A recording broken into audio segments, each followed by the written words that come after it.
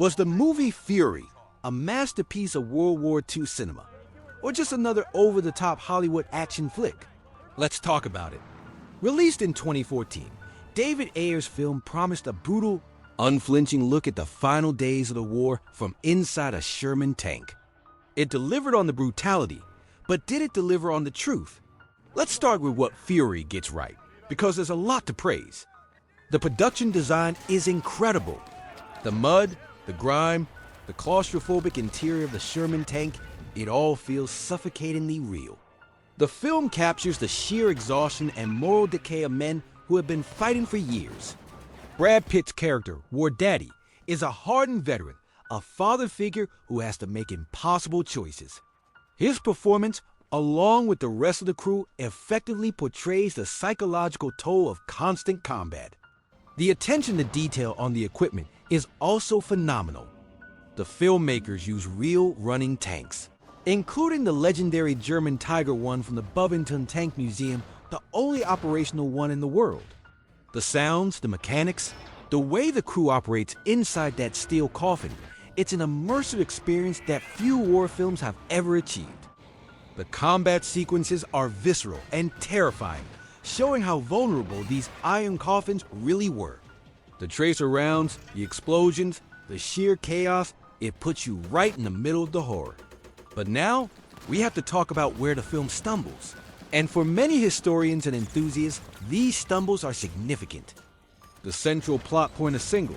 Damaged Sherman tank holding off an entire company of elite SS soldiers is where Fury transitions from gritty realism to pure Hollywood fantasy. Let's be blunt, this scenario is highly improbable. An SS company would have been equipped with multiple anti-tank weapons like Panzerfaust and Panzerschrecks.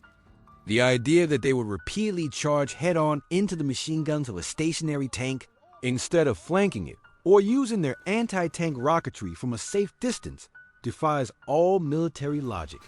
It makes for a dramatic last stand finale, but it sacrifices the very realism the film had worked so hard to build. Historically, a lone Sherman in that situation would have been brewed up in minutes. The film treats the SS soldiers like mindless zombies from a video game, running into the line of fire over and over again. This isn't just a minor inaccuracy. It fundamentally misrepresents German combat doctrine, even in the desperate final days of the war. They were desperate, not stupid. This brings us to the most debated scene in the film. The tank duel. Our heroes in their standard Sherman take on a dreaded German Tiger tank. The scene is tense and brilliantly executed from a cinematic standpoint. It shows the terror Allied tankers felt when facing a Tiger. The Sherman 75mm gun was notoriously ineffective against the Tiger's frontal armor, which the film shows perfectly with shells bouncing right off. However, the way they win is, again, a bit of a stretch. While flanking was the correct tactic, the duel plays out more like a choreographed boxing match than a real tank engagement. Real tank battles were often chaotic, brief, and fought at longer ranges. The close quarters, cat-and-mouse game we see is pure cinematic drama. It's awesome to watch, but it's not a documentary. Some accounts of Shermans defeating Tigers do exist, but they usually involve overwhelming numbers or incredible luck, not a one-on-one showdown like this. So, how does Fury connect with the larger history of World War II? It captures the spirit of one specific aspect, the brutal, grinding reality for the American armored divisions in 1945. By this point in the war, the U.S. Army was suffering from a shortage of trained infantry replacements. To fill the gaps, they would reassign soldiers from other roles like clerks and cooks to the front lines with minimal training. This is perfectly represented by Logan Lerman's character, Norman Ellison. He's a typist who is suddenly thrown into the hellish world of a tank crew. His journey from a terrified boy to a hardened killer is the emotional core of the film.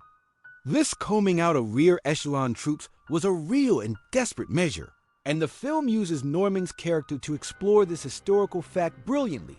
His horror reflects what thousands of unprepared young men must have felt. The film also correctly portrays the moral ambiguity of the late war period.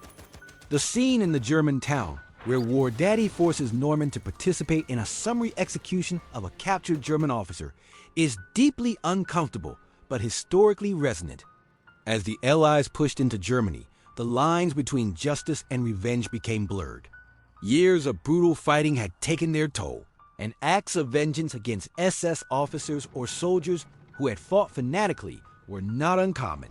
Fury doesn't shy away from showing that the good guys were capable of terrible things. The war had dehumanized them, and the film forces us to confront that ugly truth. So, what's the final verdict? Fury is a film at war with itself. It's a brilliant character study and an immersive, visceral depiction of the filth and fury of tank warfare.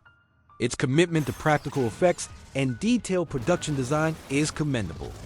It shines a light on the psychological cost of war and the desperate measures taken in its final year. However, its narrative choices, particularly in the third act, abandon that hard-won realism in favor of a heroic but unbelievable last stand. It presents a historically grounded setting and then plays out a fantasy within it. Is Fury a bad movie? Absolutely not. It's a powerful and memorable piece of filmmaking. But it's not the definitive, historically perfect tank movie some might claim it to be.